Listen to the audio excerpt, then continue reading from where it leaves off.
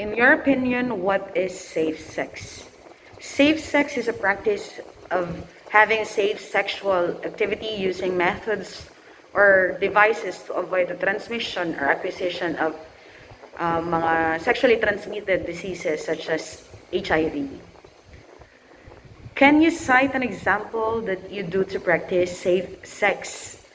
Common example of safe sex practice is using condoms during sexual intercourse to avoid the transmission of STDs or to have unwanted pregnancy.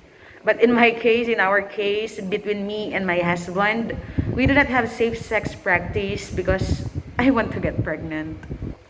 Next question, what is your idea of family planning? Family planning for me is having an agreed plan, both by the husband and the wife, on how many children they want to have and deciding on birth spacing, such as having children after 2 to 3 or 2 to 5 years apart, which for me is best for the health, not only for the health of the mother, but also for the health of the children, of course, for the benefit of the entire family. Because raising a child is not easy, and at the same time, it is very costly. What is or are the things that you want to possess at this age? Why? The things I want to have at this age is a house and a car. Right now, me and my husband have already bought a lot, and hopefully we can start with the construction of our dream house later this year. It is much needed, especially that we are starting our own family and we want to have our own house while raising our future children. Also, I wanted to have my own car for easy transportation. To what extent do you think you will do to achieve that or those? Right now, I am working very hard to achieve our dream house and our dream car. Aside from my permanent job as a public school teacher, I am also having a part-time job at a private school. I am a senior high school teacher during weekdays, and at weekends, I am a part-time college instructor.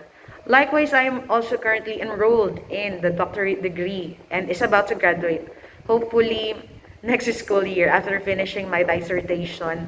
And I am doing this all because I want to be promoted, and at the same time, I want to have a higher salary. Would you call yourself greedy for wanting something again after you got what you recently wanted? Greediness is having an excessive desire of something. For me, I cannot call myself greedy for wanting something after I got what I want. For me, it's called, it's much more of a self-care. If I want another thing or another possession, I will work hard for it to get that thing or that something. As long as I am not harming others and not violating any rules, laws, and is spending my very own hard-earned money, I think I will never be called as greedy. It's more of enjoying the life after working hard, and I think for me, I deserve it. What kind of country would you like to live in? What is your ideal country? My ideal country is a country free of crime, where laws are being implemented rightfully and where people are safe even when they go outside. I also want a country whose government officials are not corrupt and the taxes of the people are really being used properly. A country where medical expenses are free, higher education is accessible to all, and a country where there is no pollution and traffic. What a lovely country that would be for sure. What's your personal insight about the Philippine government? Philippines is a free democratic country. It has the potential of going big if all the government officials and its people are really doing their jobs honestly and rightfully. Philippines is a rich country, home to world-renowned natural wonders, unique cuisine, vibrant festivals showcasing its colorful past, its culture, and of course, The friendly locals, the people here like us in the Philippines are regarded as some of the happiest people in this whole world. Over the past decades, the Philippines has experienced exponential economic growth and is poised for increased momentum. And this time, technology leaders, mga entrepreneurs identify opportunities for the country to solidify its place as a global economic force. But with the emergence of COVID-19 pandemic, Philippines as a third world countries has been greatly affected. So it is now up to the officials and our government on how they will handle this. Hopefully, with our help as citizens, we can contribute in the development of our very own country, the Philippines. What are the factors that affect your political beliefs?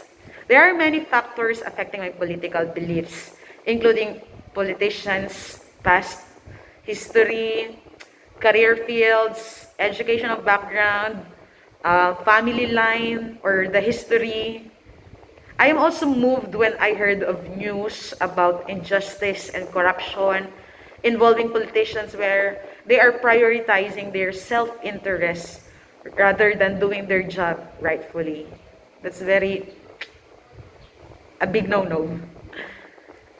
How does spiritual self be the bridge between the soul, self, and our physical and mental bodies?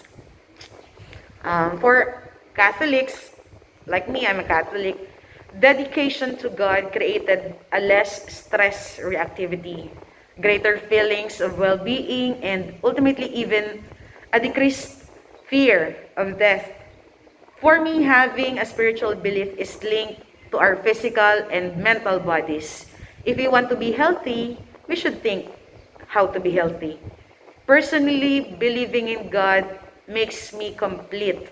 By having harmonious mind, heart, and soul, I can be able to wake up every morning with a grateful heart and is motivated to do good to others. Peace brought about by my spiritual belief makes me physically healthy, emotionally, mentally healthy, at the same time, lalo na ngayong pandemic, nakakapraning masyado yung mga news.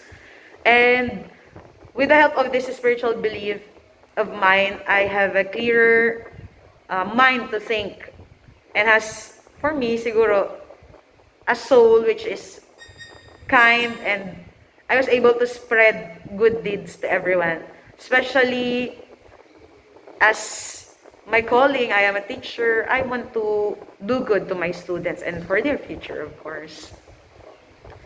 How can activities nurture your spirit and allows you to think bigger than yourself? Every Sunday I am attending Mass, communicating to God through praying, seeking forgiveness, hibernating in a way that I am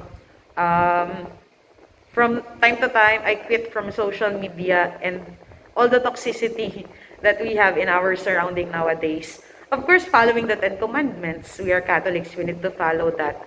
These are some of the activities that I can say can nurture my spirit and allows me to feel good, thus making good also to others. How can you find your authentic self without patterns? Knowing myself more and not being influenced by social media and others makes me authentic. It makes me more like me. I am me. No one is like me. In this world full of many people faking it, what does it even means to be authentic? For me, authenticity means you show your good side and your bad side, whether they accept you or not, instead of faking everything and following the trends just to have that not really you version of yourself. You want to be popular, you follow the trend. But sabi nga, I love this saying na only dead fish go with the flow. So, are you dead? Because me, I am not dead. And I am me and I love me.